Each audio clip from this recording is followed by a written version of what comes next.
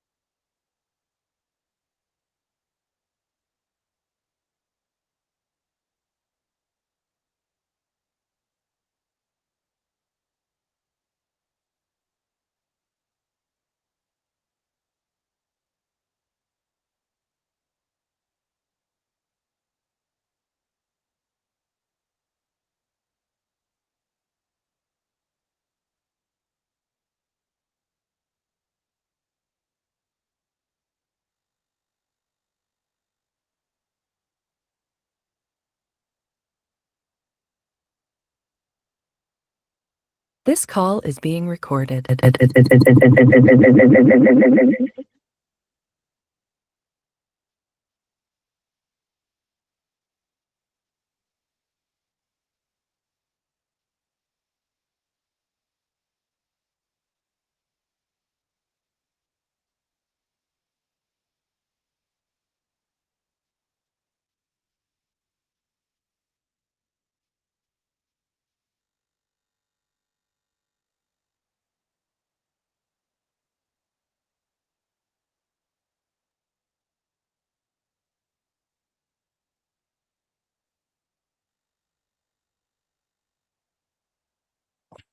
I'd like to call this meeting of the Newington Board of Education to order for January 15th, 2025. The time is 7:02 p.m. Please rise for the pledge. I pledge allegiance to the flag of the United States of America and to the republic for which it stands, one nation, under God, indivisible, with liberty and justice for all. Deb, can you please call the roll? Here. Brittany Carr, Here. Sean Halloran, Here. Anthony Neely,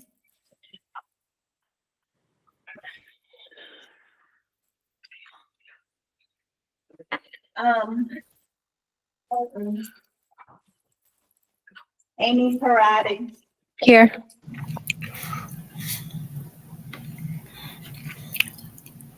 Here. Here. Here.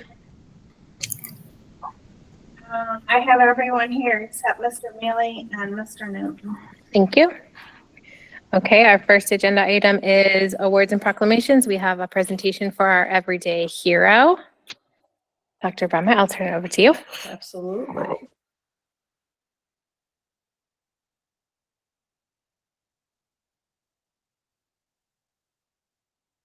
We are fortunate enough tonight to have two everyday heroes from the same program. It looks like one may be online, but we are joined by Mr. Polis, one of our pre-K teachers at John Patterson School, and she has submitted a nomination for, is it Sade Agbula and Tiffany Franceschi. Did I pronounce that correctly? Wow.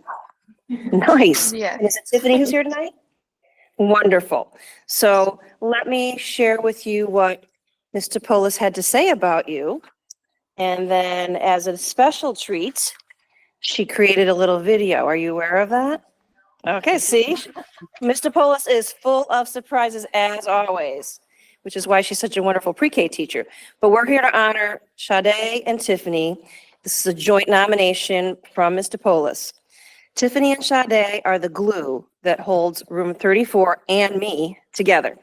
She met her. You should have seen the way they helped to transition 21 3-year-olds to school this past couple of weeks. So this was sent forth back in September. This is no small feat. Their level of patience and adoration for our preschool students are evident in most everything that they do. While Tiffany has worked in our room for a few years now, this is our second year as a 3-person team. What a difference it has made. Both Sade and Tiffany bring a different approach to our classroom. Preschoolers often seek out the adult who will tell them what they need to hear.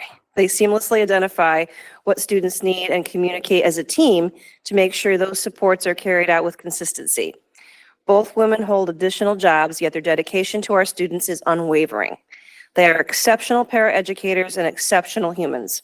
At any given moment of the school day, you can find them dancing with students, provided needed sensory breaks, modeling appropriate language and conflict resolution. Yes, conflict resolution in pre-K, walking someone through the potty training process, covering a recess duty for another grade level, making 25 3D apples so students can practice errorlessly coloring inside the lines, facilitating conflict resolution, cleaning a tadpole tank, helping me get students in and out of their snow gear so we can go snowshoeing as a class, reprinting the daily updates when I change our lesson plans at the last minute.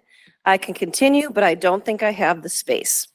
So that is the short summary of these wonderful paraprofessionals who work in our pre-K program at John Patterson School. This particular program has the AM/PM component, so it's got students in the morning and another set in the afternoon.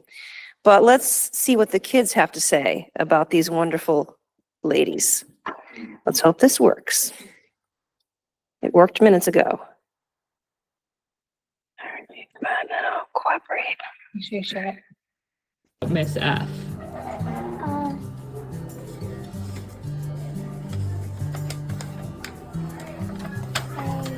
Playing with her. And Gianna, what's something you love about Miss A?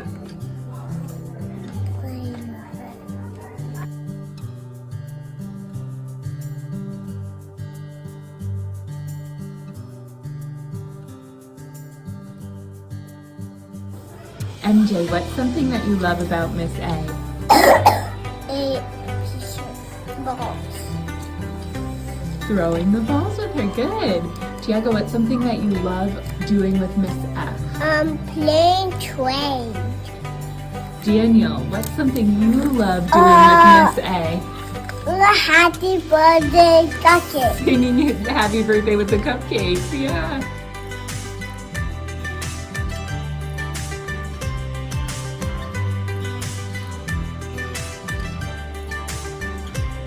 Demi, what is something you love doing with Miss F? Yeah. And Zeke, what do you love doing with Miss A? I like it.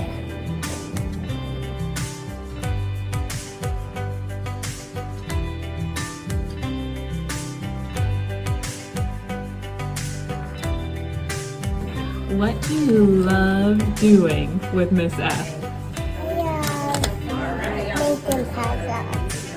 And Jack, what do you love doing with Miss A? Playing what? Playing puzzles.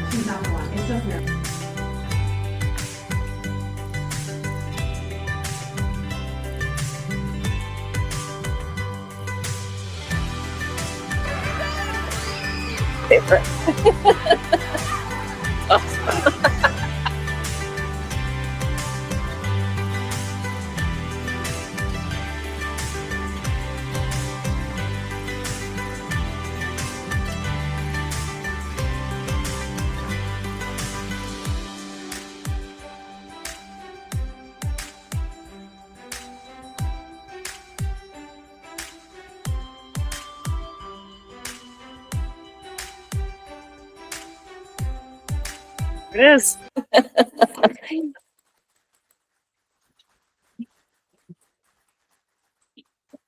All righty. So come on up. We'll have both of you come up. And this is Tiffany, right? Tiffany. And Sade's online. Do you want to say something? You don't have to. She's got sparkly hair after all today. Yes, that's true. I mean, the kids kind of do it all, right? But truly, an integrated preschool classroom is like this weird cosmic space that's like magical, but also emotional and exciting, but also monotonous at the same time. It's like really hard to survive sometimes.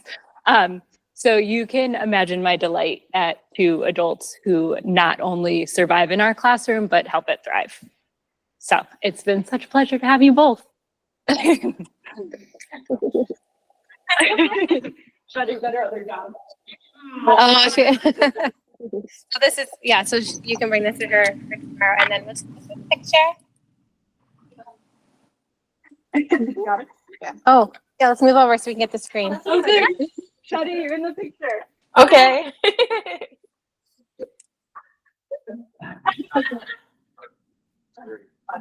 Thank you. There you go. I'll let me know if she works. Thank you. I'll open up to board comments on our two wonderful Everyday Hero awardees. Miss Beatrice. I can't turn and see both. I have to use my preschool eyes behind my head, I guess, on this one. I can't thank you enough and tell you how proud I am of both of you. Preschool, as it was mentioned, can be like herding cats. And 3-year-olds, 4-year-olds, they kind of get it, but they don't always get it. But what they do get is love. And they understand the love from their teachers, and everybody in that classroom shows these kids what it's like, not just to the academic piece of it, but littles don't even understand when you sit crisscross applesauce on the floor, you don't poke your neighbor. And so these are really, really, really important things, the stepping stones to a strong foundation for their further learning. And so I can't thank you enough. The other thing too, I don't know if you're aware, but I want to remind you, if you know, is how they idolize you when they're home. And so I know when my kids were in preschool at John Patterson, I heard that's not the way my teacher ties my shoe. You know, everything you do makes a huge difference, even when you're not aware of it. And so for that, I thank you. Miss Beaver. I just want to say huge congrats. I think the Mr. Polis stamp of approval is probably the highest stamp of approval in the land. I think I'm biased, but truly, I've never met a better one. So if you're getting that praise, that's like a whole other level. So one, thank you for nominating them as always, but just congratulations. I think, as Mr. Polis said, there's a lot of unique jobs that our teachers have, and we like to highlight the everyday maybe that not everyone sees.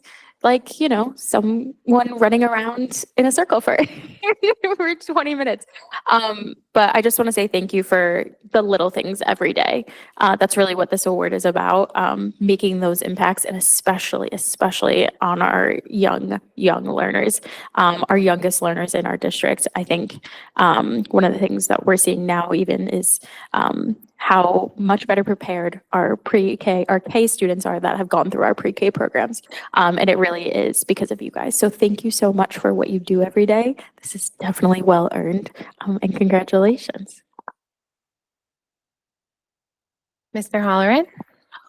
I just want to echo what Miss Beatrice and Miss Weaver said. Thank you for taking our youngest students and showing them that school can be a place they want to go to, because it's a place not only full of learning, but of love and kindness and magic. And you make that happen every day, and it's not easy. Thank you. Yeah, I'll just say thank you as well. And just hearing that both of you also hold other jobs is, you know, that's a lot of time that you're working, and then working with 3-year-olds. And I have a 3-year-old. I know one of them, how challenging it is. So a class full of them is just wonderful. So thank you for being there for our little students, and thank you for nominating them, because it really highlights the important work that our paras are doing in the classroom. Congratulations to both of you. Oh, Mr. Sharma has something else to say. Hi, I just want to echo what everyone else said. So, thank you so much for going above and beyond, and, we appreciate what you do. So thank you again, and congrats. Anyone wants to say anything?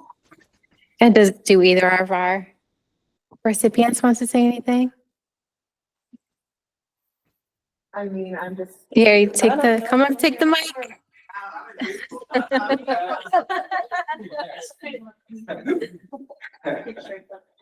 I didn't prepare anything, but I was shocked to hear Kim had nominated me.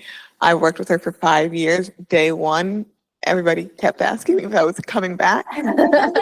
I've seen a lot of turnover with paras, so having Sade has been amazing to have somebody consistent that I know their personality, I know how to work with them. We all bring a very different set. Kim is very sweet, and Sade knows how to tell the kids, what it is. And I'm just kind of the middleman there, trying to make sure everybody stays in the same room. But thank you very much.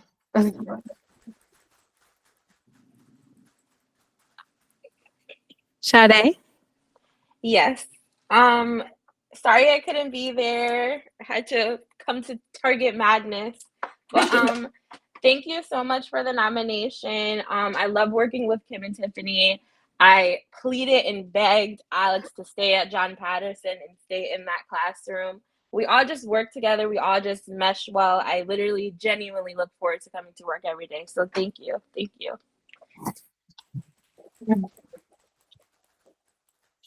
Thank you. Congratulations again. All right, our second recognition is for our CAS Assistant Middle School Principal of the Year. Dr. Bennett? Right, thank you. And for some reason, I'm not on the right screen.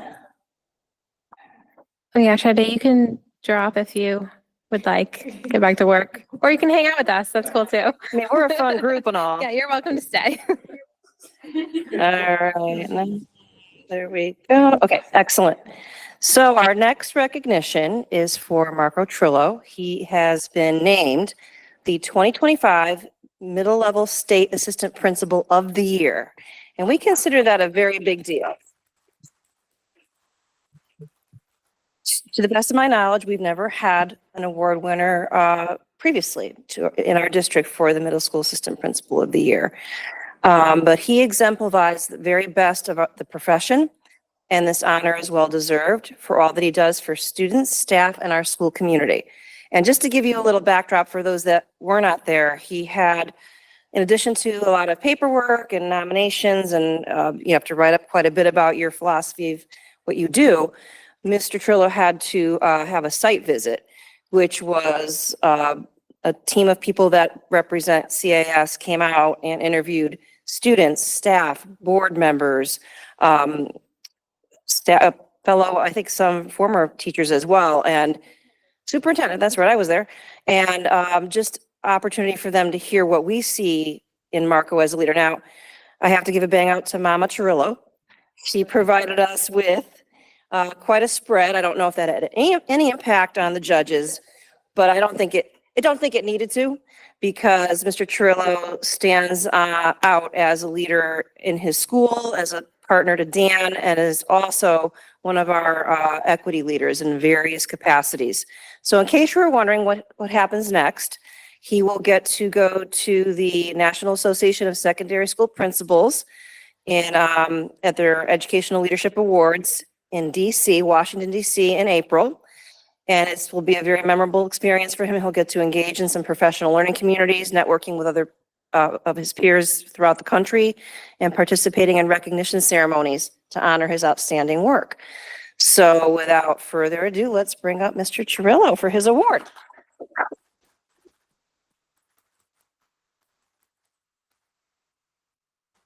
Congratulations. Would you like to say a few words? Honestly, just thank you so much for the award, and I'm really still kind of shocked about the whole thing and humbled by it all, and just happy to be a part of this community and be able to work with the people I get to work with, because really they're what make me look good in that situation, because they're the individuals who do it all, and I'm just a part of just helping them with it. So I'm just very happy and just proud to be a part of this community. Let's do a little photo op here. And I did see Mr. Diaz online, so we'll make sure we get his input.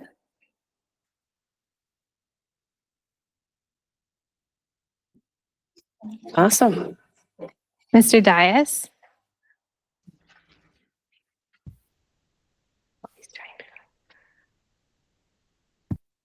Hi, everyone.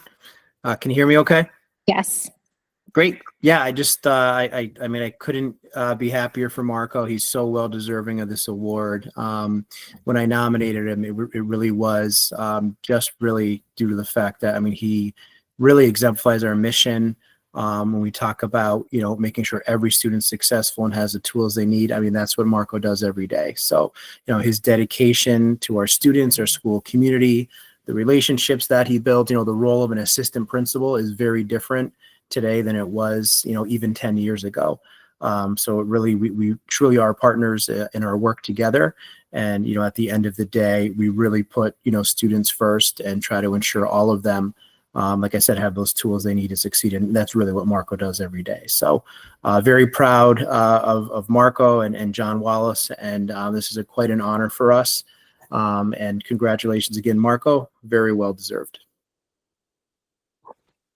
Yeah, I'll just say quickly, when I was at the site visit, I was very impressed. I knew you were great, Marco, but I was very impressed with your colleagues and all the really wonderful things that they had to say about you. And some things I knew and some things I didn't about like everything that goes on day to day in the school. So it was just really, there was lots, like, you know, there's parents and there was teachers and there was administrators, just the whole multiple groups during the site visit. And every single person from every group that I was privileged to talk to had just nothing but great things to say about you. So the things that you do for the district is just outstanding. So we're very proud of you and congratulations. I hope you enjoy your trip to DC. It's gonna be a fun time. Are there any other board members who'd like to make a comment? Mr. Halloran? Thank you. I was at the site visit, albeit very briefly. I had a crazy day that day, but when I was requested to go, I do my research, right? I don't like to go into anything blind. And the first person I asked was my sixth grader at John Wallace. What do you think about this guy? And some of the things that stood out to me was your kindness, you're fun, but I think the biggest one was your authenticity. I think that you bring a genuine sense of everything that is important to us as a board and everything that's important to John Wallace as a school with you every day. And it's transparent to the people who matter most, the students. And that's what I knew, is like, no matter what I have to do, I have to at least say something to make sure that they elect the right person for this. And they did. Congratulations. Mr. Sharma? Hi, I just want to thank Marco for, going above and beyond. And I know it's challenging to run a middle school, so, we really appreciate what you do, and, thank you again, and congrats.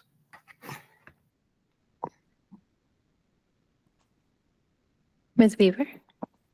Yeah, I just want to say, I think one of the things what's been great is from a board perspective, we've gotten to have a lot of different folks come, and I think yours presentations have always stood out, particularly on the equity that you've done with a lot of work on discipline. And I was always impressed that we've been talking about it for years now, right? And you've come multiple times, and we've looked at the progress that's being made, and just to see the progress that's been made and the effort that you put in daily. And that's just one aspect, right? Like one topic you're here to talk about.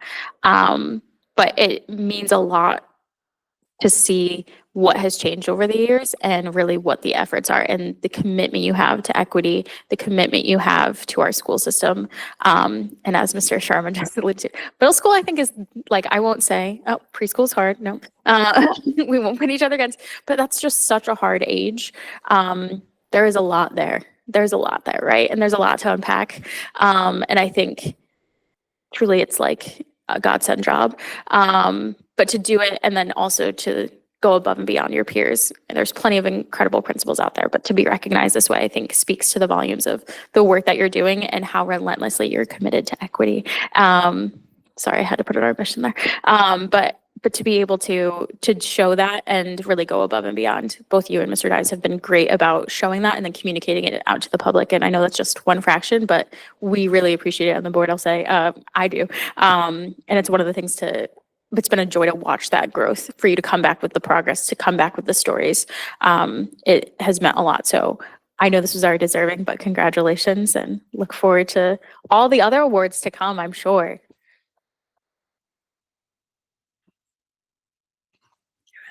Okay, congratulations, Marco. Well deserved.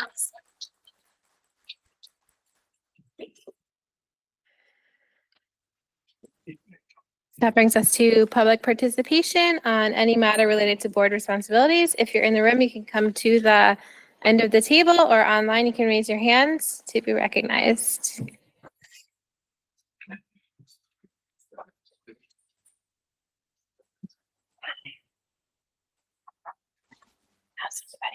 All right, seeing none, we can move on to our committee reports. We have our wonderful high school student representatives here, Abby and Michael. Take it away. Hello, everyone. Happy New Year. First, we'd like to start off with that. And now we'll take you inside what's happening in NHS.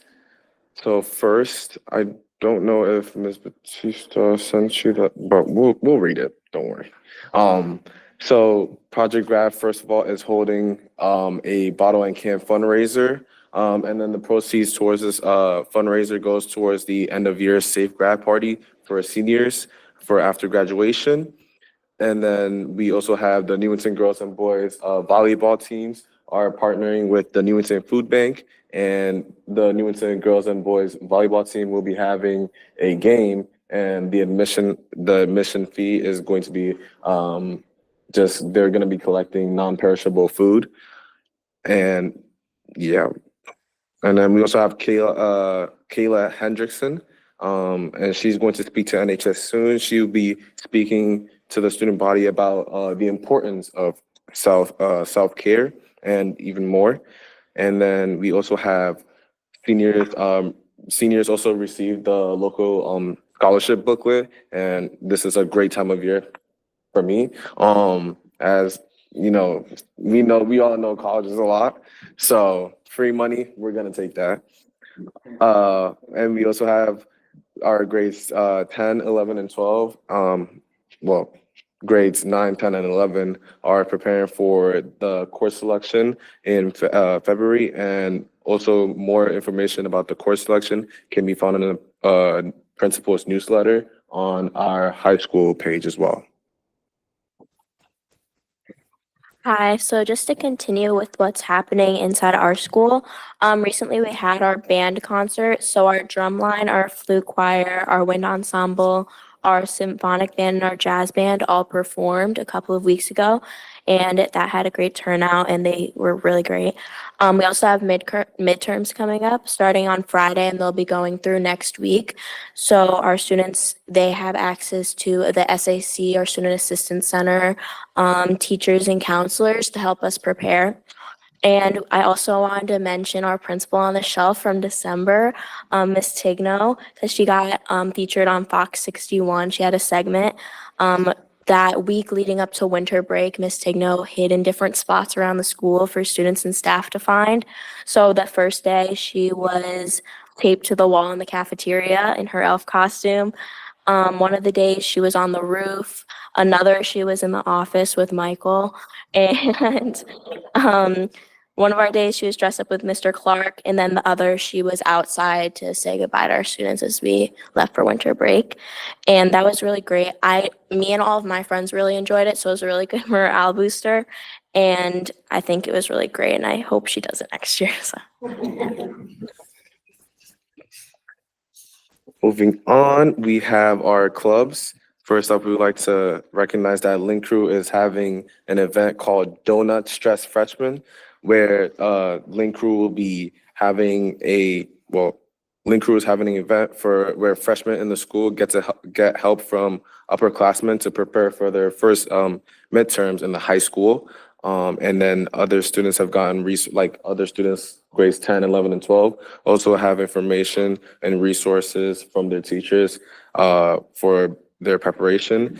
But something significant with Donut Stress Freshmen is our seniors are going to be helping freshmen with any subjects, math, science, anything like that.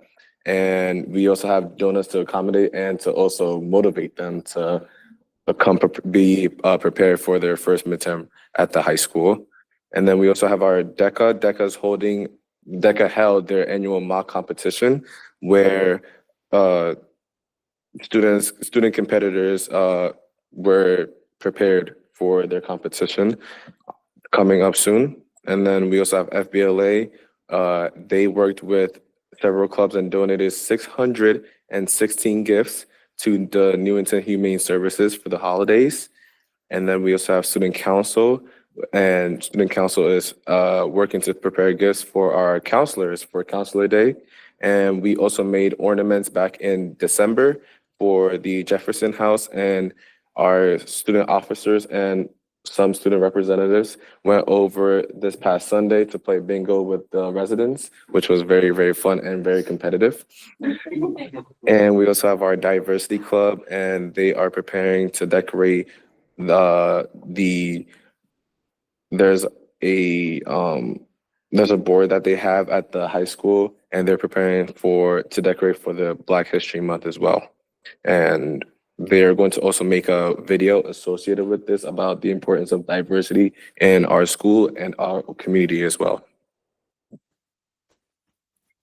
And then just to move on to sports, so our girls basketball team won the Fred Kelly Memorial Basketball Tournament in North Haven.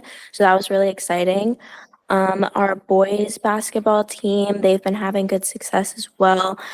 And they are having a strong start. Our boys swim team won their most recent meet, so that was really exciting. Indoor track's having a good start, and the cheerleading, they're preparing for their competition this week, and they've been cheering at all of our basketball games. And finally, we have our special shouts. We want to especially recognize our CT Scholastic Art Award winners. Again, we have a name that has been here before, Corinne Tate.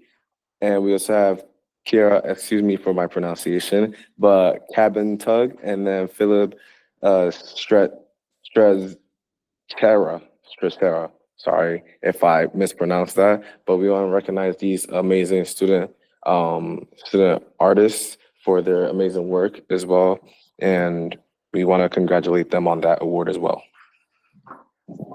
And that is all that we have for you guys for the month of January. February, we'll be bringing you a lot more because we just got started for the new year. So, got to take things slow. Thank you. Are there any comments or questions? Mr. Halloran?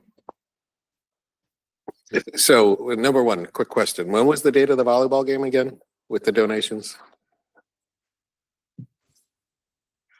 The date of the volleyball game. I'm not sure it is listed, but I will find it. We have all the information that we got here as well will be on the principal's newsletter and the NHS website. January 24th. January 24th. Thank you. How are you feeling about midterms? You're a junior and a senior now, so you're kind of used to it by this point. It's definitely nerve-wracking, but our teachers have been doing a lot of prep. So in AP Gov, we're working tomorrow to do our review. A lot of our classes have been doing review this week, so I definitely feel prepared going into it. It's always nerve-wracking, but I think our teachers have given us like as much resources as they can to help us prepare. And it's definitely a long week, but since we only have 2 periods a day, it's a little more manageable. That's good. And so just some comments, make sure that you are doing the right mentor. I love the fact that we're mentoring freshmen because that's a different experience, like a big test in the middle of the year. You don't get that till you get to 9th grade. Make sure you guys are taking care of yourself, mentally, physically, getting rest, studying, not stressing as much as you can. And thank you so much for coming here. Like I literally was looking at the agenda today and I was like, great, we've got to go over 18 board policies, a discussion about gravel. Hey. And then I was like, oh, but Michael and Abby are going to be there. So thank you very much. I always appreciate it when you give your report. Thank you guys. Thank you so much. Thank you. Ms. Weaver? I don't know what Mr. Holleran's talking about. I think these policies are just so fun. Yeah. But just want to echo, always a pleasure. We will get those slides. So those will be in our packet, or we'll get them after, because I always love seeing it. I'm really impressed. Like genuinely, it's one of those things. I don't think I feel like we're having more regular, like these are more frequent, and that you're doing this during a midterm week. Oh my Lord. It just goes above and beyond. I know you guys are involved in literally everything. But as Mr. Holland said, I hope you got a break. I hope you enjoyed that. But clearly during the break, you did this work. So way to go. And just looking forward to what you guys have for this next year, even though it's a school year of the same. And would love to hear also when we have news of college acceptances and when decisions are made. No. All right, cool. Thank you guys. Thank you. I should be expecting to hear like right now, but I don't know what's happening with the admissions officer, so I'm not gonna push it. So They're just making extra sure they make the right choice, but it'll be any other? I just want to just comment on, I heard a few different times in your report a partnership with Human Services. So I think that's really great that Kayla, who has been wonderful, right? She recently joined the town a few years ago, but just hearing that, she's coming to present mental health, and then the food drive and the gifts from Christmas time, I'm assuming, or holiday time. So I think it's great that we have that connection, that community connection. And then bingo with the Jefferson House, that's fantastic too. So I love that our students are getting out into the community, and the community is seeing our high school students really getting involved and doing that community service work. I think it's wonderful. So keep up the good work. Yeah, go study. Good luck. You get Monday off, extra day to study. So Thank you so much. Thank you for being here. All right, our next committee report is policy, Jessica. I'm not sure if you have Yeah, we'll anything, probably or we can defer. skip. Yeah, I think we'll skip, but just want to always take the opportunity to thank my amazing policy committee, Miss Beatrice and Miss Carr. They are quite literally bar none the best. Oh, and Mr. Ferrucci too, I guess.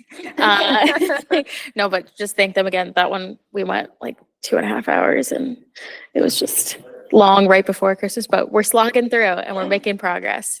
I think we'll get all the policies. So, There we go. Okay, Mr. Halloran, Curriculum Committee. I will be as efficient as possible. However, it was a long but very entertaining meeting. We met yesterday. The focus of the meeting was really about STEM in both social studies, not STEM, cultural relevant pedagogy in STEM and in social studies. Christine Grimaldi is an instructional coach in Newington. And she explained to us how some of the work in culturally responsive teaching in the brain is kind of the core of how you can kind of get that culturally relevant pedagogy into something that is STEM. And you're like, how does that connect? But really thinking about independent learners versus dependent learners, having high expectation, identity affirmation. But I think if I could boil it down is that I think if you're of a certain age, the way you learned math and science was you would have a program or a sequence that somebody would show you, they would demonstrate it, you would have to do it back, and then eventually work your way down to like, and here's a word problem and make it real. Whereas this is flipping it on its head where you start with a real world context. So you allow to have more discovery. And she brought in some bottles with some isopropyl alcohol and some salt water, and we had to kind of figure out what was happening and build models around it. But it really allows you to trial and error, where when I was growing up with math, if you made a mistake, you were wrong, versus errors are learning tools, right? It's part of the discovery, and you can apply your own experience to trying to understand what's happening, which is the point of math and science. But also being able to have good discourse, understand different points of view so you can really come to some truth. And it's really, that's how you get that pedagogy into something that used to be very linear, right? We're not computers, we're people, so let's apply some critical thinking, and that's the whole point. The demonstration was great. It was wonderful. I want to do it at home and just make my kids try to think a little. And then Luz Antonio, for their social studies coordinator, provided an overview of equity efforts in social studies. And we went over recent legislation which mandates Asian American and Pacific Islander studies, Native American studies, African American, Black studies, Puerto Rico and Latino studies. We already had a lot of those topics in our curriculum anyways, but now they are mandated. But I think the whole point was to look at history with a critical eye. Not trying to put people into buckets, like nobody was 100% good and nobody was 100% bad. Let's think of it in a context that has a more holistic view. And I think the whole point of that is if you can look at history with a critical lens, you can look at current events with a critical lens as well.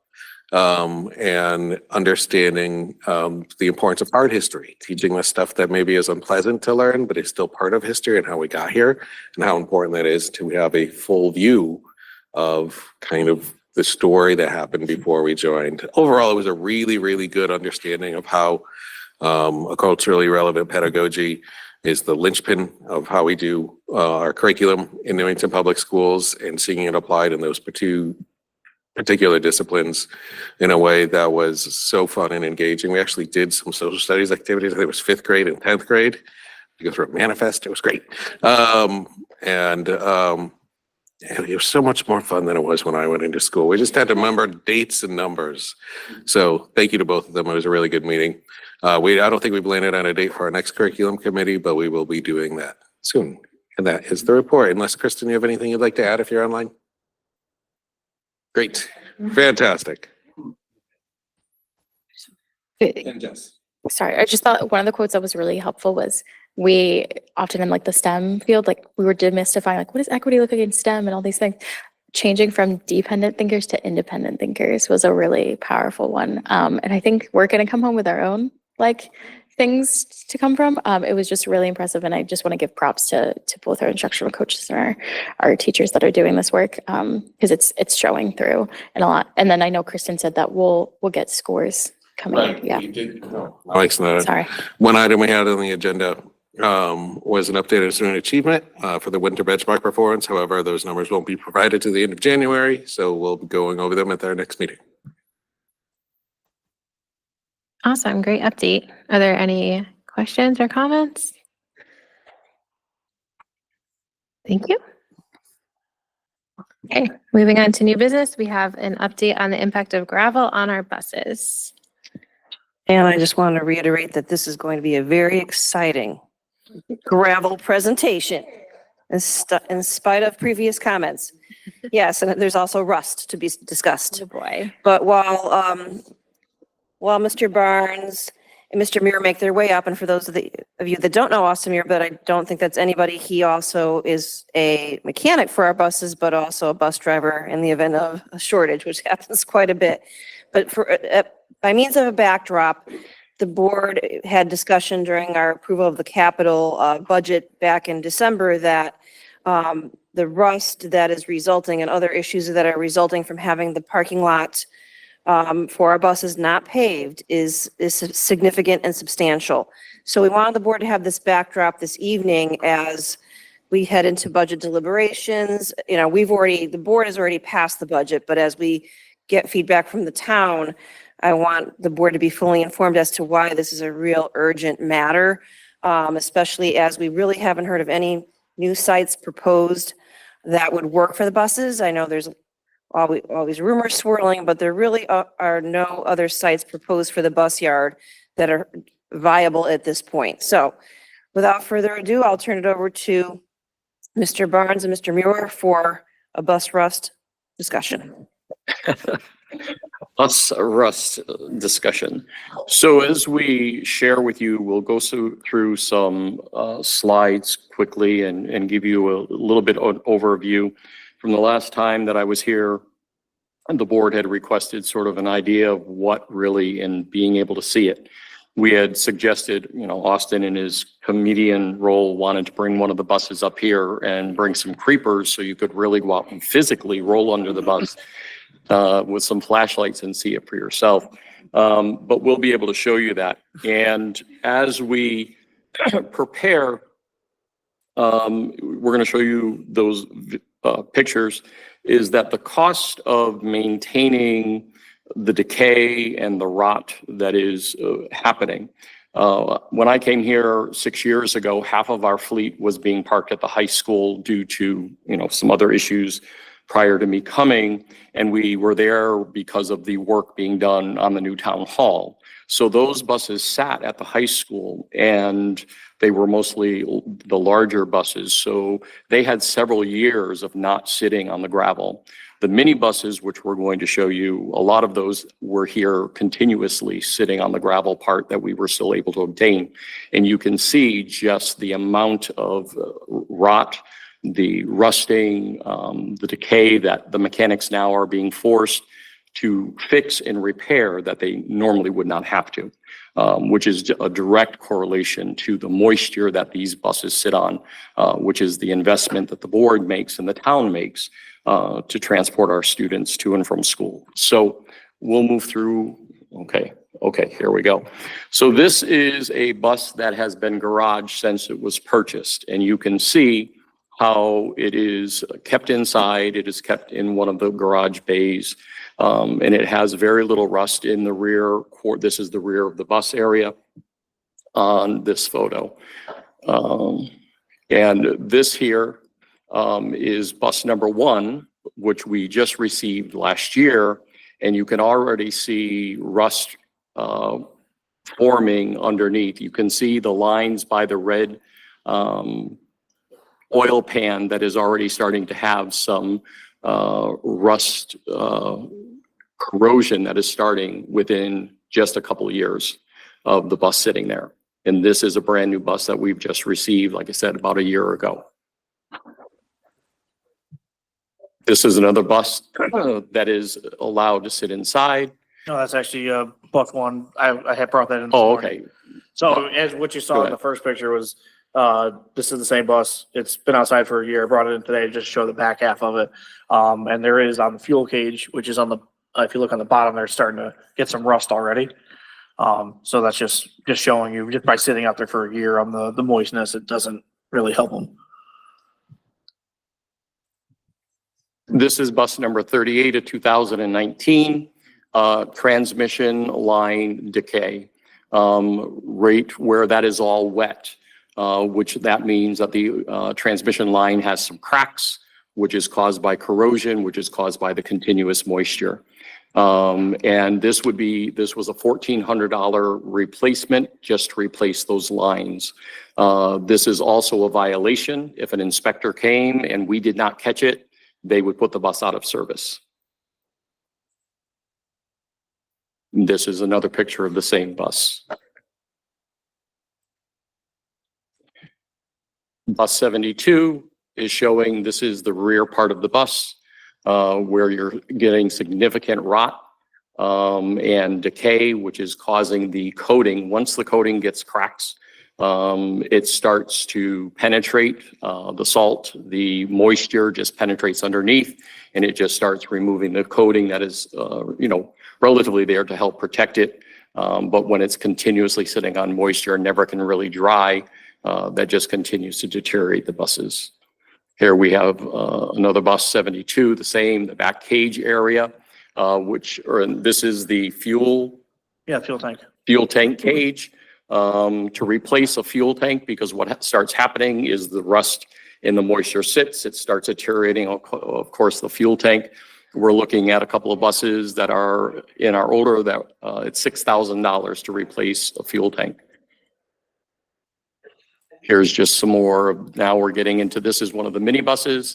The frame, steering components start getting deteriorated, need to be replaced. This is one of the exhaust systems for the tailpipe section, was about $200. Takes about 2 to 3 hours of labor to disassemble, put that all back together on these buses. Again, we have frame deterioration and a lot of rust that is taking place. Speak on this. So this is the also the underneath of the minibuses. So with the way they're built, they're put together. So there's a box on top of the frame. So they have an extended frame, and after that they have to extend the air conditioning lines and the brake lines. And actually, this one right here is that's the brake line fitting for the rear brakes. It seems to attack the I guess you want to call it the T. So that's where we've been seeing a lot of issues with that. Been trying to keep up on it with like certain undercoating things, but DMV is very particular what you can and can't use because there's a lot of new stuff out there. I tried, and then I ran it past the inspector, and he's like, that looks like it's leaking and it's going to be out of service. So it's little trial by fire with certain things, but also the tailpipes and everything. These minibuses sit lower to the ground unlike the bigger buses, so they're closer to the moisture. And again, we'll just run through some of these. You're starting to see the under frame. Now this is the minibuses. We have driver steps that are on the driver's door side. And this is showing deterioration. It's about $900 just for the step to replace it when it starts rotting. And it takes about 2 to 3 hours depending on if they have to drill out the nuts and bolts. There's certain areas of that if once you start taking it apart, there's inserted nuts into the frame, and once those start spinning, you end up having to drill them out, and then you have to sometimes re-weld them back in, so it does take some time. But a lot of them we've noticed that it's breaking at, because you're constantly stepping on it, getting it out of the vehicle. So after all the crap from the moisture stays in there, it just makes it weak. And that is also a safety factor for the driver getting in and out of the bus.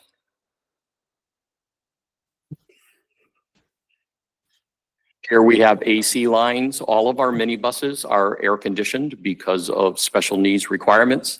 You see the step in one of the pictures, but you're also seeing the air conditioning, which is starting to leak, which those have to be replaced. And then you have to replace the whole line, which now you have to take and evacuate the system and then put the new lines in, evacuate, and then recharge the systems. Here we are, another driver step. Here with another, and that's a 2019. It shouldn't be having that kind of deterioration. another exhaust. And one of the things when we get into inspection, the inspectors get underneath the buses, they start poking around with a poker or a tool. And as soon, if they can find any weak spot, that has to all be replaced. Hangers start snapping and breaking because of the deterioration, and all of a sudden you go through inspection and then your buses are out of service. You start getting violations, and that's the last thing we want to do. Again, here you can see the deterioration, the rot in the tailpipes in that frame area. Let me go back to that just real quick. So again, the step on a bus, the rear framing, support systems. This is the bus 104. This is about a $7,500 replacement. That's the fuel cage that protects the fuel tank, but the tank is rotting. And we're starting to see this on a lot of our buses. Another tailpipe. So the town engineering department has graciously been working with us to work on a program and a plan to pave the parking lot.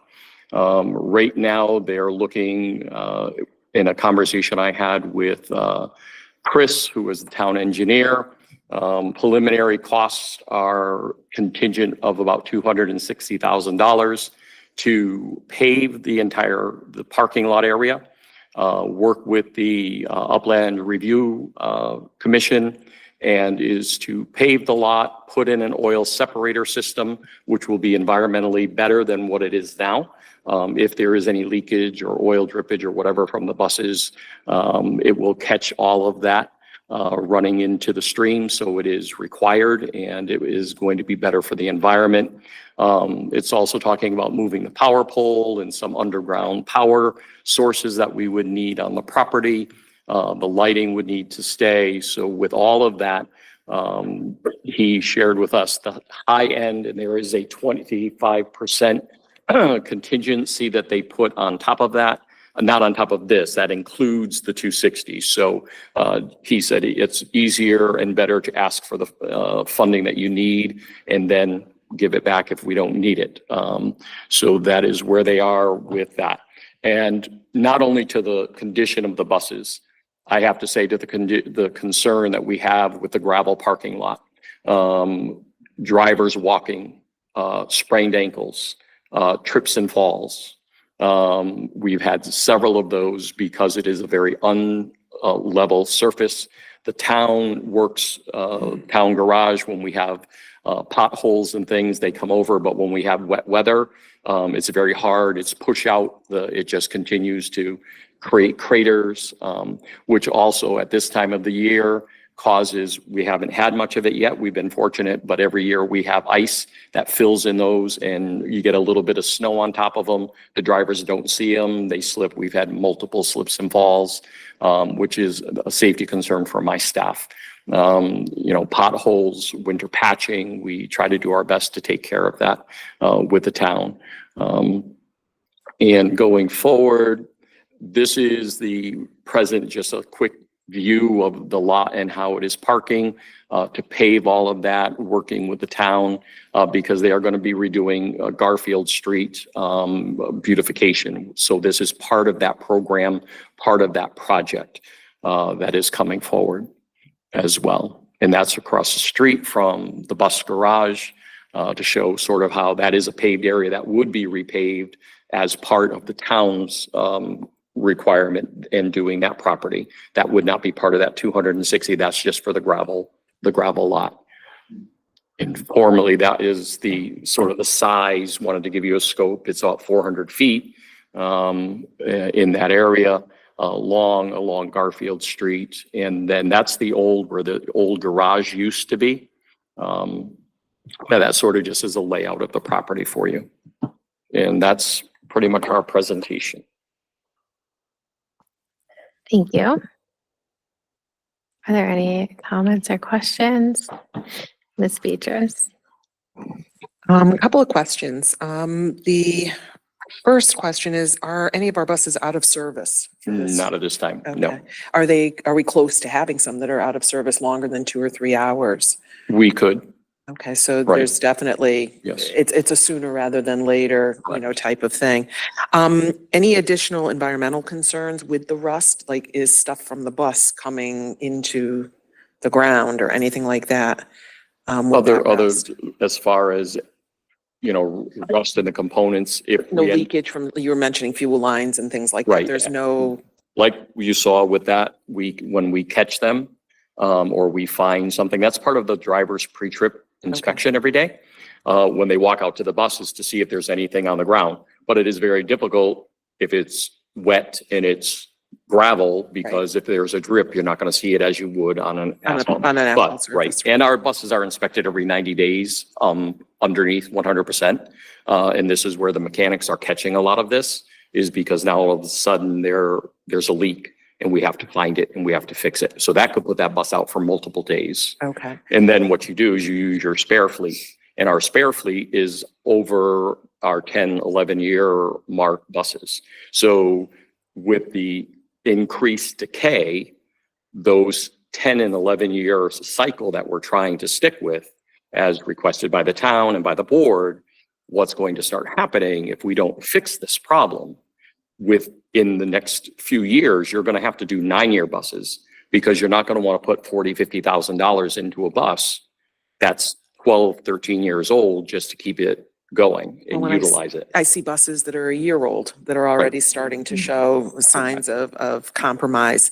The last question that I have is, how long, if approved, would that paving project take? Is it something that would be done over the summer and ready for the beginning of next school year, or do you need more time for that? From my conversation 2 weeks ago with Chris and his team in the engineering department, they are putting this plan together quickly. They already have preliminary plans because they want to make it as a whole presentation to the town council to get approval, to get it all done together, and sharing the costs that would be on the board side just to do the gravel lot. So they are trying to do it for this summer. Thank you. Ms. Yap has her hand up, and then Ms. Weaver. Hi, how are you? So Dean, I just had a couple questions. I just want to make sure you can hear me. My first question is, obviously, how long has it been like this? Have we always had a gravel parking lot? Just because I would like to know. No, I've been with the district roughly 10 years, and it was paved all up until we had the fuel leak, which I think was in 2017. So everything was paved, and actually majority of the fleet was in garages, and we lost that obviously with the gravel lot after the fuel leak. Okay, my other question is, obviously, gravel is obviously more eco-friendly, but a paved lot would actually be more cost-effective. So, do you think paving would be the solution, or do you think just getting like a garage again, or something similar to what you used to have? I mean, it's kind of counterproductive if we're going to just do a paved lot. If we had paved in a garage, that was obviously before my time. Are we not going to look at doing the exact same thing? And is there any data that we can compare that shows the longevity of our buses prior to the fuel leak versus now? That's a long question, but yeah. Sorry. Yes, there's a little bit there. So prior to my tenure, of course, the garages were there. Large percent of the buses were in the garage. The first picture that we showed is a bus that's been in for the last several years in the garage, and you can see the condition of it overall. The ideal would be to pave. Ideally, my dream would be to have a full garage put up on that property, but the likelihood of that is unlikely. But I will still fight for that or push for that because it just protects and preserves the investment the town makes in our vehicles. So to answer sort of your question, I would love garages. The best idea to answer the concern of our deteriorating conditions is to repave the property, not only for the buses, but the safety of our staff. Okay. And also, if there could have been a wash included somewhere, in all honesty, if we got it paved and we found somewhere where we can wash the buses, that would help it as well, especially get all this road salt off. And then I have a question because I can't remember, I can't see your name, but what was your name again? I'm sorry, I can't see it. My name's Austin. Hi, Austin. Okay, so my question is, when you had the parking garage, was that a place that allowed you to wash buses as well? Is that what you meant? There was a separator in the far garage that was taken down, so we were able to rinse things. Because right now we can't rinse anything outside the garage because it goes right to the brook, and so we need something to collect the water. So, and this is just me asking, has anyone put a proposal together in regards to, now, I was on facilities committee before and other committees, so this is my just idea I'm brainstorming, right? So we obviously see that we have a bus replacement cycle, right?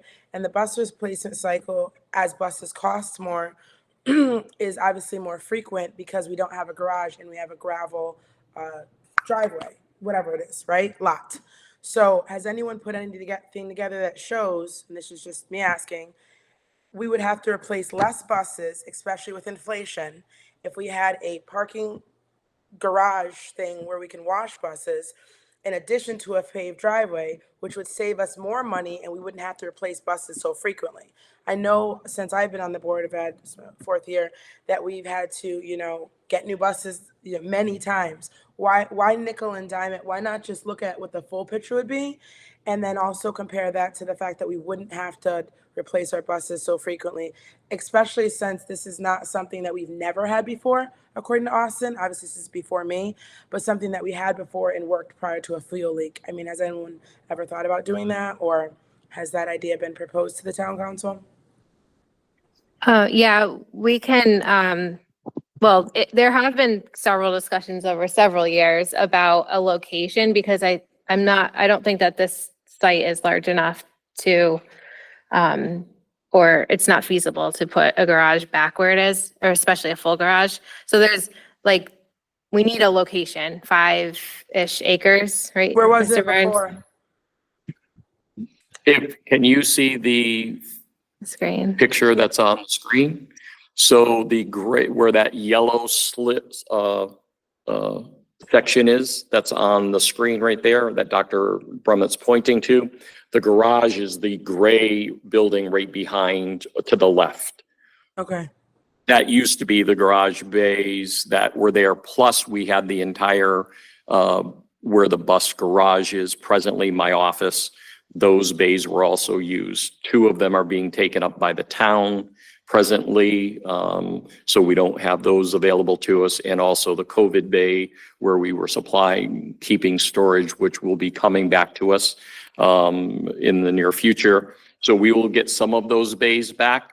There had been conversation on whether we could build steel buildings to house the buses on Garfield Street. That's a conversation between the town making those decisions and looking at that or not. We want to pay for the purpose of getting a resolution to fixing our problem. If in the future, which there is still ongoing conversation, as Dr. Brummett has already shared, about moving the bus garage to a more permanent location, a newer facility. There's conversations with the town engineering, the town council, a long-term plan to do some things that, again, our discussions, which would be housing garages, a new town facility in another location. But even if we pave that, because somebody brought that up, even if this gets paved, and this was from the town engineer, if we pave this and we're here for another 5 years and then they relocate us, it's still not a loss because the town will get the benefit of using that as a paid parking lot for the park, which has been part of that conversation of wanting us relocated so they can beautify the park, the whole, which is understandable. And I have no problem moving, just give us a facility and property that is meets our needs. And a wash bay would be a big part of that. Where was it? Dean, where was it before in 2017? Is that where it was, right there? Yes, ma'am. So what is the town using it for that you can't use the whole bay again? Like, what's being used? You said the town's using a few of your bays for what? They have, their maintenance department is utilizing 2 of our bays since the town hall was torn down. The old town hall was torn down. They used to have their maintenance office and supply area in the old town hall. This building does not give them ample space to use that. So for me, and this is my opinion, I apologize, Jessica, I know your thing. So it's just, I mean, common sense isn't always common, but like if they can move their stuff out and you can re-get your bays back and pave your parking lot, that seems more cost effective. I'm sure we can find somewhere to move supplies. That's not like it needs to be climate controlled, right? So if you had all of your bays back and, you know, used it for whatever you need, then maybe they can find an additional place in our town, you know, somewhere that they can put the COVID supplies and whatever else they need, pave the parking lot, and then you have your bays, and then you can stay right there. Like you were already there. It kind of makes sense. It seems less expensive to move your stuff out of somewhere that was being utilized for the buses and pave and pave it. I mean, does that make sense? Am I not making sense? Well, I think you said the COVID supplies, that bay is being vacated shortly. And then there's also maintenance that the town is using 2 bays for. But I think the biggest issue here is that regardless, there's not enough space for all of our buses to be inside a garage in Garfield Street. The old garage is gone, is now a gravel lot. And for the safety of our drivers and for the maintenance of our buses, because it seems like just those pictures are very surprising and very shocking that even a bus that's a year old is having that much rust. And Austin, thank you and your team for catching it and making sure that our buses are not getting put out of service. But it's expensive. Like those slides showed the repair costs. And that's for one bus, one problem, and one bus has multiple problems, it just escalates from there. So I think I think for the purposes of what we're talking about here, ideally, yes, it would be great to have a full garage that all of our buses would fit in a location that was convenient for both the town and the board. Central location to our schools. But we don't have that yet. And that discussion, I think, Dean, to your point, can still happen even if we move forward and this lot gets paved, because that'll just short-term Band-Aid solution, but we can continue the ideal discussions later, and this wouldn't be a loss. We wouldn't be losing money paving Not at all. this week because we're gonna spend it in a year anyways doing maintenance. Correct. And if I can just fill in with one more detail, we have been putting forth a paving project for a number of years. It's been removed from the budget when it gets to the cutting room floor, but there had to be a lapse in time between the 2017 event and environmental testing that had to be done so that spot was suitable for paving, and it's crossed that threshold. Testing's been done. So we've been at this for a while. It's just that there was a lot of factors in the way, money, and then the environmental verification. But I think regardless, having it paved will save on some of the issues raised by Dean and Austin tonight, and then there may be another long-term solution coming down the road. But thank you both for that informative report. Yeah. And can you share the presentation Absolutely. with the board? And then we should, when we do go to the town council for our budget discussions, we should have this information ready to show them as well. Thank you. Thank you, Austin and Mr. Dean. Have a good night. All right, next on our agenda is a report for staff allocation for 24-25. Great. Thank you for the opportunity to share with you kind of the staffing allocation for this school year. So if I could just put it in context, this report is really just to share where we are currently today with staffing, what's transpired from last year to this year, and the kind of profile of staffing that we have right now. So that way, next time when we come together, I can share with you what our projections are for next year. And hopefully both of those combined will help you forecast decisions that you'll see that come forward in the budget and be able to support the things that we need to continue with the instructional program. So with that being said, this report contains information about kind of full-time positions in each program and in each school, staff ratio comparisons that you'll see, elementary class sizes, middle school class sizes, high school class sizes by department. So as you go through the report, you'll see all the numbers that support that, where we are today. We base this on the October 1st enrollment. That is what is provided to the State Department of Education and how they make all their decisions when it comes to things like grant funding, our per pupil expenditure, and all those other decisions that the state kind of puts together as a profile of the Newington Public Schools. So the numbers you see were as of October 1st, 2024. That are shown in this report. However, we did take some of the information for our staffing. So you will see some numbers and I'll be able to share with you some details about our staffing profile. That brings us a little bit past that to where we currently are as of the time that this report was published on December 4th. With all that being said, you can see in the body of the opening, paragraph like 4, 5, and 6, that I kind of outline and highlight for you the numbers of certified staff that we've acquired throughout that time between last October to this October, that we have, 35 certified staff that we hired, 11 non-certified staff, that about 32 of those certified staff were contracted positions and 3 were long-term substitutes. Many of those were all due to either, retirements, resignations, or transfers throughout the district that take place, because staff have an opportunity to go into vacated positions if they put in for it and they are qualified and certified and appropriate for that role.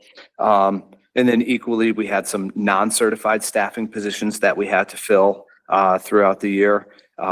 Those would be positions in our other various unions outside of the teacher union, like our AFSCME union, which are secretaries, custodians, cafeteria workers, as well as our administrative technicians. So most recently, you'll all recall that we hired a athletic trainer, right, for the high school.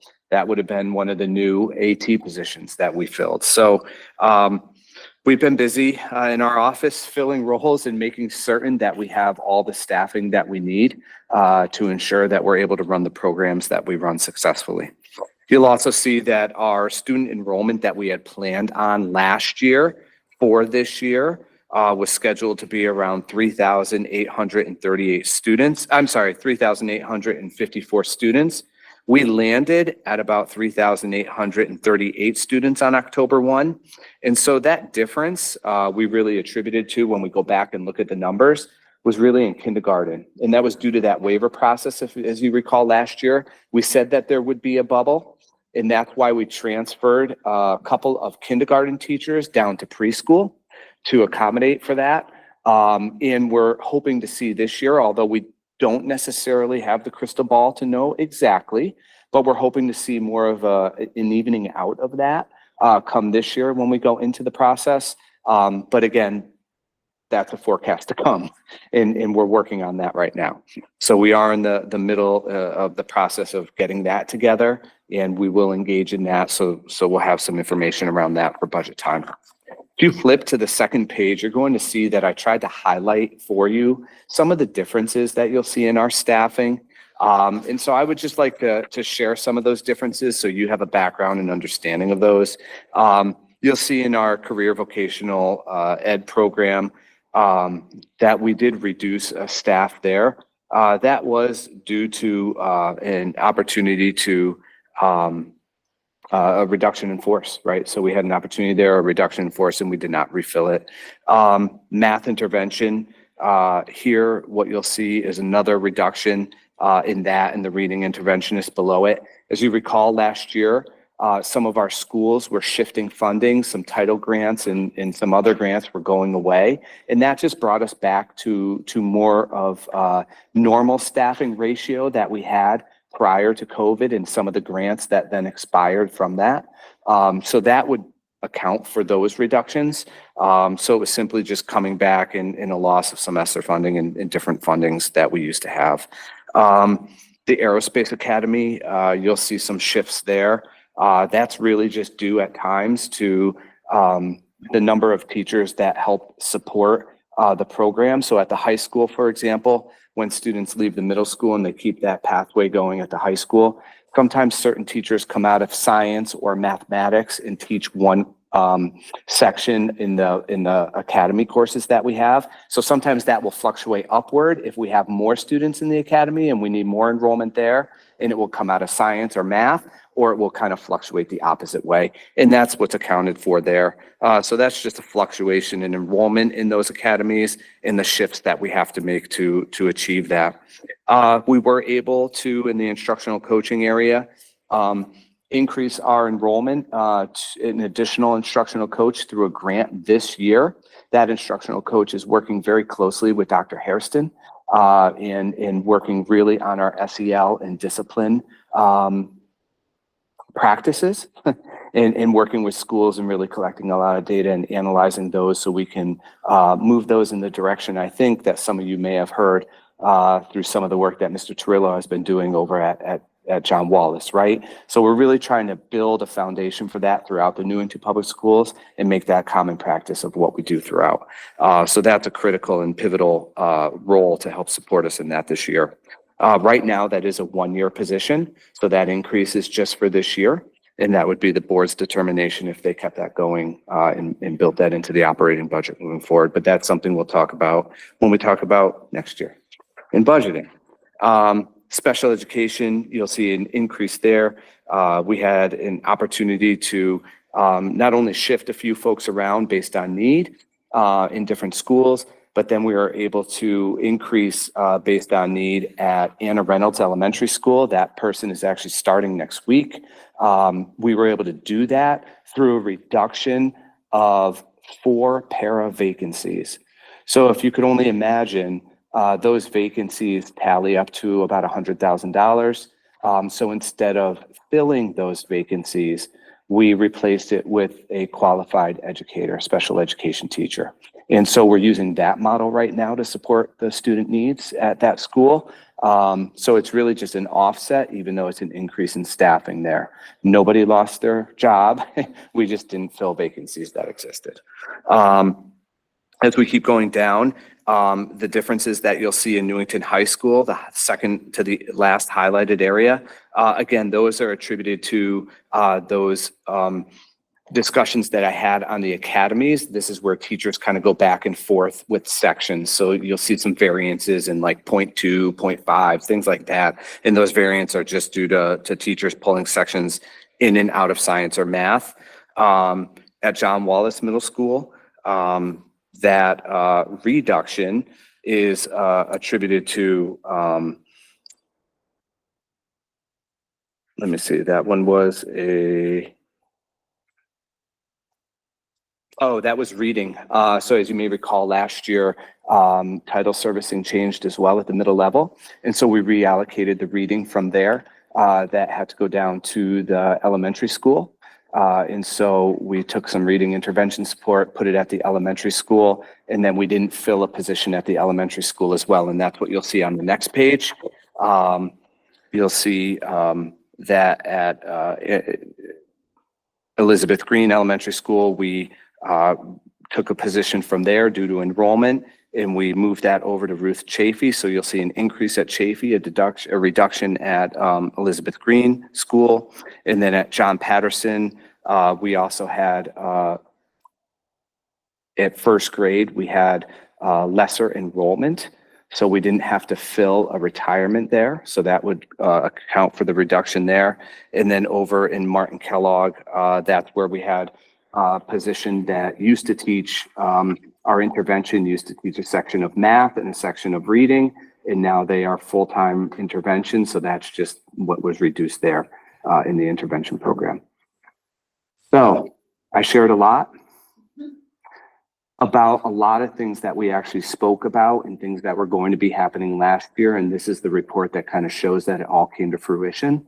All the things that we said we would do with our movement of staffing, our increases in certain areas, our decreases in certain areas, our ability to not fill certain positions due to enrollment, lesser enrollment in certain schools. So this report just kind of highlights all that. And this is the outcome of it. And this puts us in the position of this is where we are today. So now based on that, what will we anticipate enrollment being next year? What are our needs for next year? And let me come to you next board meeting and share with you those projections. So then hopefully we can create a budget for staffing that will support what our students need. Thank you. Okay. Are there questions or comments? Mr. Holleran? Yes. Mr. Parisi, just thank you. This is really helpful as we go into budget session, so we can start thinking about it now. Yeah. And you're right. Well, the things we said were going to come to fruition came to fruition. So it's a good time for us to start forward thinking as we head into budget. So thank you for getting all this together for you and making it easy, at least for me to understand. Okay. Thank you. Sounded like a mouthful, so I appreciate that when I was saying it. Okay, good. All right, now we have some policies. Woo! Everybody down, yeah. Jessica did a wonderful job without you last time, so Oh maybe God, you that can was let that her was literally hell. just I don't do know. it all herself I don't this know. time. I think, yeah, I mean, honestly, no, I think we're good. I prepared. I had all the tabs up. So maybe we want to start with just reviewing the 1,000 policies, just so people can get a look at it. Dr. Burma, if you have those, that would be great. So we started with the 1,000 series on our meeting on December 18th. And this is the community relations series. Again, if you're just tuning into our meeting, in this series our policy committee is trying to review every single policy that we have on books, just to say we reviewed them. Some of them are from 1999 or prior, so we want to make sure that we're reviewing them. So this series, we already talked about the aughts, which will be later, that we can discuss further if needed or vote on, but this is the community relations series. So the first one we did was, shocker, 1,000. This one was just the concept, goals and roles in community relations. So we clicked that link. There wasn't a lot of changes we made to this policy. And for those who have it in their board packet, all of that's linked. Anything that's in yellow is what we added. Anything that's like struck out is what we would strike out. So this is what the policy was. Obviously, this policy was adopted in 1999. So it's a little old, I won't say that old. But we wanted to really make sure that this reflected what we do as community relations. And I know this is always something we talk about, especially when we're reviewing Dr. Brummett, right, is our community relations, and what we also as a board have in our responsibility as a board. So we found that most of the goals for community relations were fine. We just kind of wanted to add some language. So again, thank you to Ms. Carr and Ms. Beatrice. We added, just to be more clear on the second bullet, increase community confidence and interest in the school system. And we said how we're going to do that by fostering transparent communication, developing clear channels for sharing updates on district policies, initiatives, and accomplishments. And then we also wanted to highlight in point 4 how we solicit community opinions. Again, I know we do a lot of surveys and we have done so. So we just wanted to let folks know that that's where we get our community opinions from as well. And the last one, we added one we thought was really important to raise awareness on how the community can support student success both in and out of the classroom. We just thought that was really reflective of what this administration has done to make sure that we know that the community can support us, whether it's getting featured all the time on the local news or whether it's food drives, anything like that. So that was really just, this is the ethos of what community relations should look like. If anyone has comments, let me know. And again, as always, we'll bring this back to our next policy committee meeting. So we're not voting on any of this. This is just your first look. And Mr. Verisi can chime in anytime. Nope. Okay. And Ms. Beatrice as well, if you'd like. All right, so next one, there's no further questions. We have 1,100. And honestly, we got into a large discussion about the numbering of these. So you will see some things later on the agenda. Who numbered these, why we numbered these. how we numbered these. That was the question. So for this one, this is just public information program. We just, in the first paragraph, struck out all the names of all the mediums because media communications, we just said all in other forms, print, digital, and other, so we don't have to list all of them.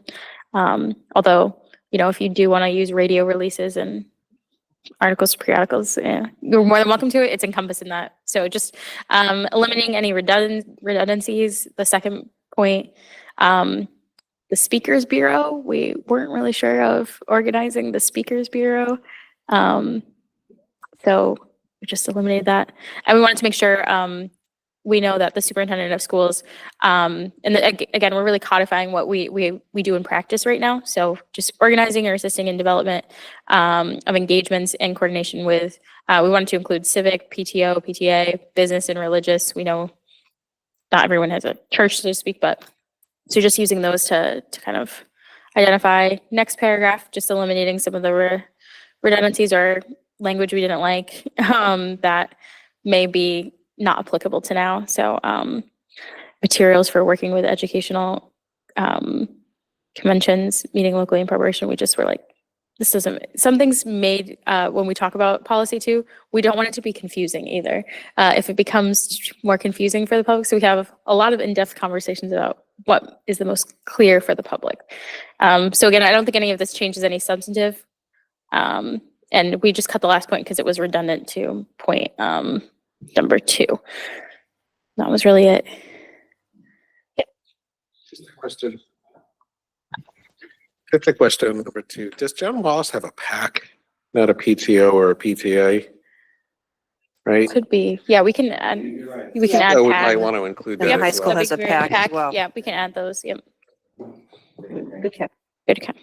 See, we want to be as inclusive, but awesome. All right. Move on to my fave 1100.1. Not the same. I guess it's going to be 1100.0, but this one's the public right to know. So this is really grounded in, rooted in the statute, the Connecticut General Statutes for FOIA, for Freedom of Information Act. So we just added the last bit here on the first paragraph saying may be granted to any citizen through the current Freedom of Information Act legislation. We just wanted to note that that changes a lot. So people know this is a policy that will adapt to the statute itself, which is clearly referenced here. So we just wanted to make sure that's clear that, everything is subject to FOIA, but not everything is subject to the same levels of FOIA. And so we wanted to make sure people know it's under that statute. And then we also just changed, one was a typo, A to B. Yeah. Yeah. So that was it. So the public has had a right to know. They still have a right to know. It's just cleaning these up. Next one. Very confusing as we were trying to look at this. This is now 1110.1. 11110 instead of 111. Practically. So the biggest part of this conversation, I was just yapping, but shocker there is just adding inclusive language, right? As we look through all our policies with an equity lens, looking and making sure not every single family has the parent represented. Sometimes it's a guardian. We have foster children. We have so many different ways the family looks. So we just wanted to have that inclusive language. I mean, I think we already had parent, guardian, and like you say, give this to your parent or guardian. So just having that reflect that language. And then I would just say, so that was really the biggest change. And then we had a very substantive conversation. If we scroll down on the on what the components of a successful parent guardian involvement program looks like. We had a robust conversation about what responsible parenting is. Anything that we think is a little subjective may not be the best. What I perceive as responsible parenting may not be what Ms. Beatrice or Mr. Holland. So I think one of the things was we want to just eliminate any kind of vague language that could be subjective. And we know that has a different look. And then we had also longer conversation about what does in this bullet where there's a lot of the yellow. The original bullet was just parents/guardians are full partners in decisions that affect children and families. And we think the spirit is correct in that, but we also want to make sure sometimes there are situations where, what does a quote unquote full partner mean? If there is, say, police involved, or there is certain, DCF, if there are certain restrictions that are put upon situations that don't afford parents the opportunity to be, quote, what may be a full partner if given those kinds of circumstances. I don't know, Ms. Farisi, if you want to add anything on that. It was Landed perfectly. yeah. So, but we did want to make sure that the spirit of this is still there. So again, not substantively changing any of this, but making sure it's clear that. So we added this language, and I found this the super fun part. Like we all just kind of go, maybe this, maybe that. So Ms. Carr and Ms. Beatrice were really great about that. So this is just saying a key to student success, as well as partnership between parents, guardians, and school. And that again, we're saying every parent guardian has the right to be informed and share their concerns. So again, we want to show that we're fostering those communications and encouraging that communication with the public. And that was that. All right. Two more. Yay. I'm sorry, are you changing the number of that? Or? Yes, we will too. It's just not one of the. Okay, because the other one was. We actually, we're still discussing how we want to number it. So that'll be like the next thing. Okay. If there is any preference of how you want it, given that like we actually had a long discussion on that too. Just looking at there's at least another like 20 policies in the 1000 series. So we're just trying to figure out what's the best way to do it. If we go like 1001, 1002, 1003, or how we want to do it. Because we're going to have to renumber all of them. So just what makes the most sense. Because if we start going 1100, 1200, those kinds of things, we're going to run out of space really quick. So I think that's the way we're going to go. So that will be also encompassed in this. But thank you for pointing that out. Yeah, we're going to renumber. Well, the other one had it crossed out. Yeah. 1100. So it will be. It's just a matter of it was a little late and we were like, how do we want to number That's all okay. of these? You can talk about it next time. But yeah, I think just so again, it's more clear for the public. It's like all the old exit signs that have the old exit number and then the new exit number with it. It's like, this isn't helpful for anybody, especially when we start but we also wanted to be cognizant as when we start referencing other policies within policies, how that looks. So once we start doing it, we got to get everything on board. The fun of it all. Okay, so the next one, 1111, 41. I start like crossing when I see this. This one is on school generated information in media. School sponsored, we thought was a little antiquated and also confusing. So just changing that to school generated media. And then again, we had a robust conversation about kind of what, who's responsible for what. So in that fourth bullet, the principal of each school is responsible for dissemination of routine announcements. I think we cut out just some of them that PAC were, yeah. We'll put PAC, yeah. And we just thought clothing and fund drives and lunch, like those were lunch tickets, not even a thing anymore. And clothing fund drives were in charitable initiatives. So again, just redundancies. Man, I remember lunch tickets. I don't know what those are. We had our IDs with like the pen. Yeah, I know. Yeah. Mhm. No policy. 99. Woo. Yeah. So, and then we just wanted to note too, like any of the things that we use copies on, again, we are compliant with record retention laws. And then we also want you to just know, again, so this is where we start referencing other policies. So just the administration is responsible for all informational services, blah, blah, blah. From time to time may wish to deal with publicly itself as outlined in the bylaws of the 9000 series. The 9000 series are which one, what are we calling that? What series is that?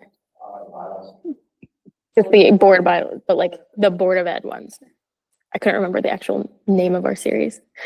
And like I said, that's where we're like, okay, we won't name a specific one because we're probably going to change the name of the policy. So there's that. And then the last one, there's more. Why did I say last one? It was the last one I would think. Oh, I'm sorry. The last one was recommended changes. The other two don't have any changes. Sorry. Last one with any changes was news media relations. So we just changed members of media outlets such as, because we know there's now multiple mediums. And then just cut out some of the language we thought was confusing or vague or not true necessarily. So like information released to the media shall be that which is public information covered by statute. There actually is no statute really there, just whistleblower law. So we may release stuff to the media that it's like always public information. I don't know. We just thought it was really a weird phrasing. And we also cut the line about administrators releasing any information which has been previously generated. I think just noting again, it's like it's encompassed in already in the all communications by school officials shall be on the record. And then just changing principal or designee. He, she, to they. So, and that was that. The other two policies that we did review were 1120 and 1140. We did not change anything in these policies. So when it comes in, we won't vote on anything or recommend any changes, but 20 plus years later, they're still looking good. Sometimes that happens, so that's good. So again, some of these are pretty straightforward, but just wanted to note that we did review those. So in the policy manual online, you will see that it was reviewed on that date. So future boards in 2045 can say, wow, it's still great. That's all I got for those ones. Is there any other questions? Okay, thank you. Yeah. So for the 4 and 5, those are the ones that we reviewed last time that we need to vote on. Yep.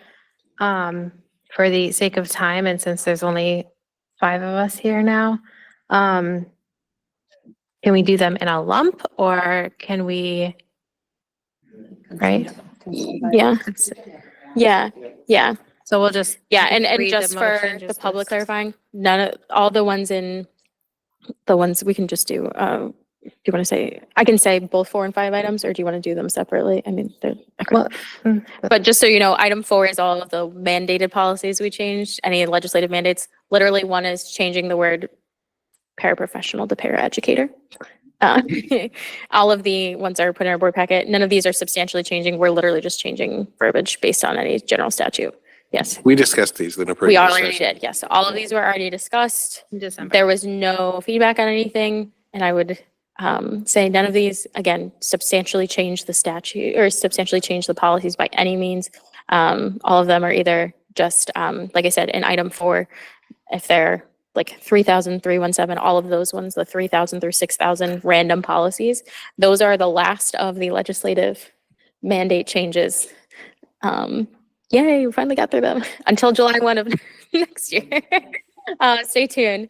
But those are all those ones. And then in item 5, those are where we started the aughts, the 0,000 series, and those first ones. All these were presented last meeting.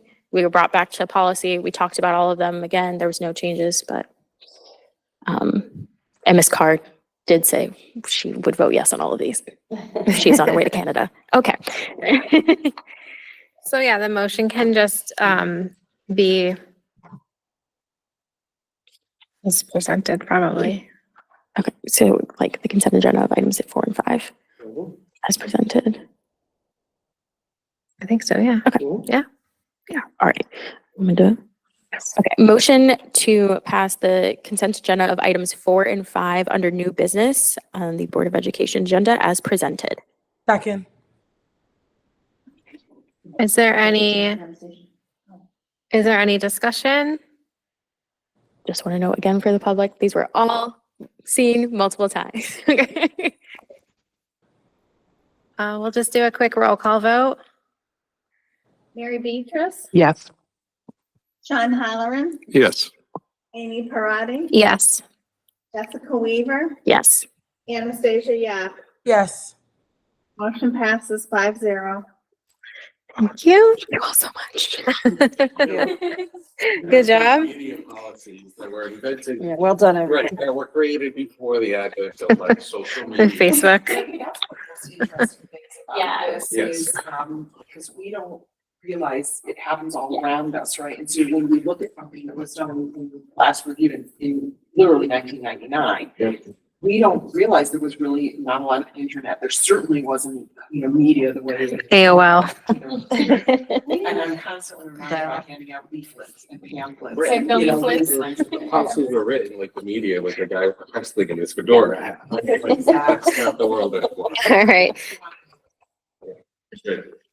Thank you. That brings us back to public participation on any matter related to board responsibilities. There's nobody in the room. If there's anyone online, feel free to raise your hand to be recognized.